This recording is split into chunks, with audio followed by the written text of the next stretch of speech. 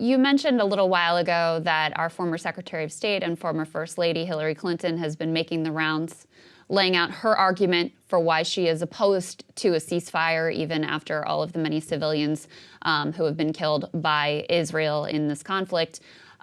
She laid out her argument in an Atlantic piece. She said that ceasefires freeze conflicts rather than resolve them. In 2012, freezing the conflict in Gaza was an outcome that we and the Israelis were willing to accept. But Israel's policy since 2009 of containing rather than destroying Hamas has failed. A ceasefire now that restored the pre-October 7th status quo would leave the people of Gaza living in a besieged enclave under the domination of terrorists and leave Israelis vulnerable to continued attacks. It would also consign hundreds of hostages to continued captivity. She also made an appearance on The View where she bolstered this argument with her version of some of the recent history. Let's take a listen to a little bit of what she said there. The problem predates October 7th, and I think that's what President Obama was talking about, because let's remember, this is a very long and complicated history. Yeah. My husband, with the Israeli government at the time in 2000, offered a Palestinian state to the Palestinians, at that time run by Arafat, Yasser Arafat. The PLO. And the PLO, the Palestinian Liberation Organization, which, by the way, took out of its charter violence against Israel. So you got to separate the Palestinians who believe that there is some future of peace with Hamas, which believes it has to destroy Israel. Yes. Those are two different organizations, and they have to be viewed in that way. Arafat turned that down. There would have been a Palestinian state now for 23 years if he had not walked away from it. There was another attempt when I was Secretary of State to try to, bring the Palestinians and the Israelis together.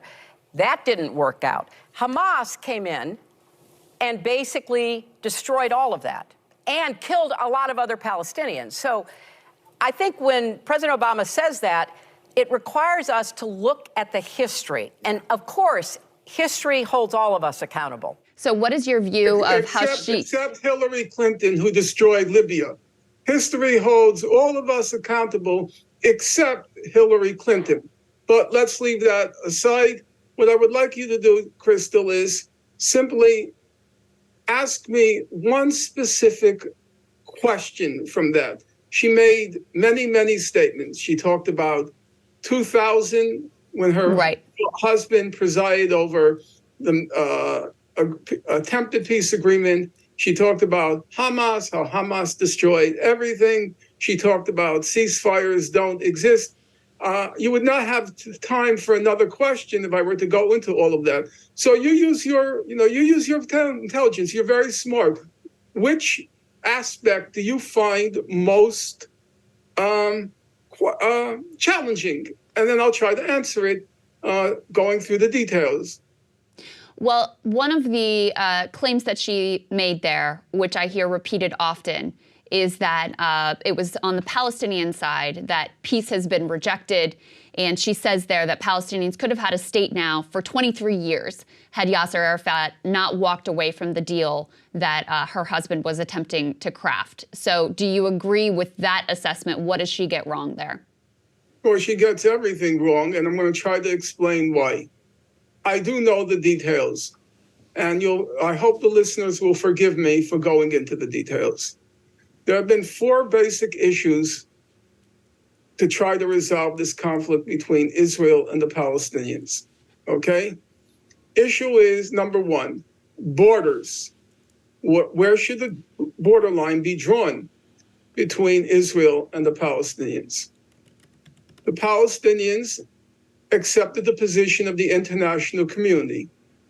The borderline should be drawn where it was before the June 1967 war. That is, the whole of the West Bank, including East Jerusalem and Gaza, would form an independent Palestinian state alongside Israel.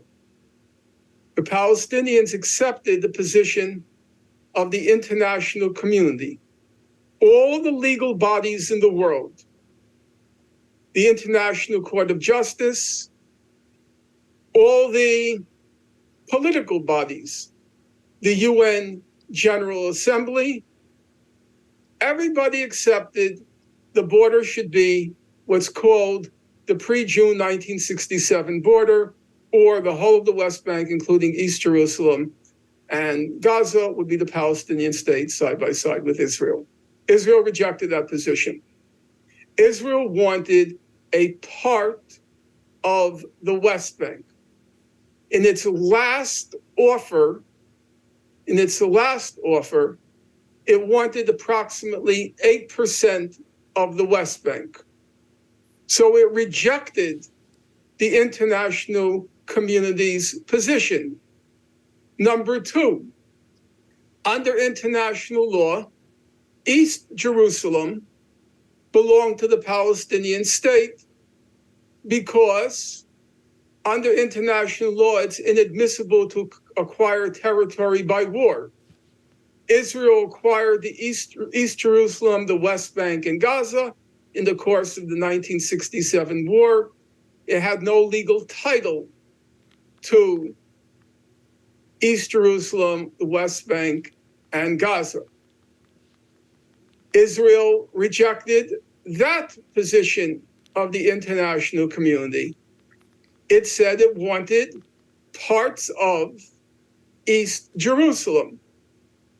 Number three, there's the question of the settlements that Israel has built in the occupied Palestinian territories. Approximately now 700,000 settlers, illegal settlers under international law in the West Bank. All of those settlers are illegally in the West Bank. Right now, as we speak, engaging in a low level, at this point, ethnic cleansing in the West Bank. Israel wanted to keep under its sovereignty approximately 80% of those settlers. And finally, there's the question of the Palestinian refugees and their descendants since 1948. Israel said that it would not allow any of those refugees to return under what's called the right of return, the international law, which says refugees have the right to return to their homes after the cessation of hostilities. Israel said no. Now, on all of those questions, borders, Jerusalem, settlements, refugees, on all of those questions, the Palestinians were willing to make concessions. And in the year 2000, President Clinton put forth what were called the parameters, December 2000, parameters for resolving the conflict.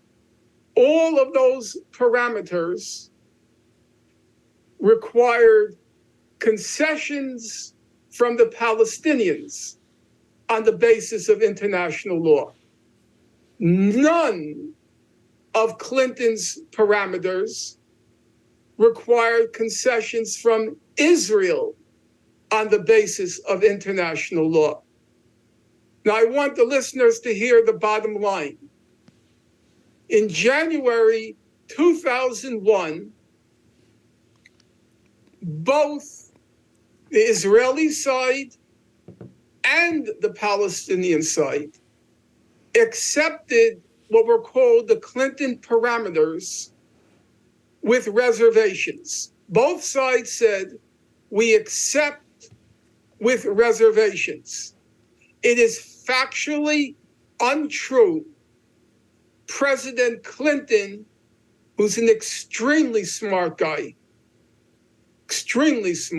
with a voracious intellectual appetite, he's unfortunately also an exceptional liar. And in his memoir, which I read, he simply lied about what happened to his parameters that he put forth in December 2000. And Hillary Clinton, who is apparently quite smart also, as smart as her husband, I'm not sure, but no question, a very smart woman. She is also an inveterate to the point of pathological liar. That's not, I'm not trying to be ad hominem. I think there's quite a lot of evidence going back to why she lost the election, that she's a pathological liar. She literally can't see the lies that she's uttering.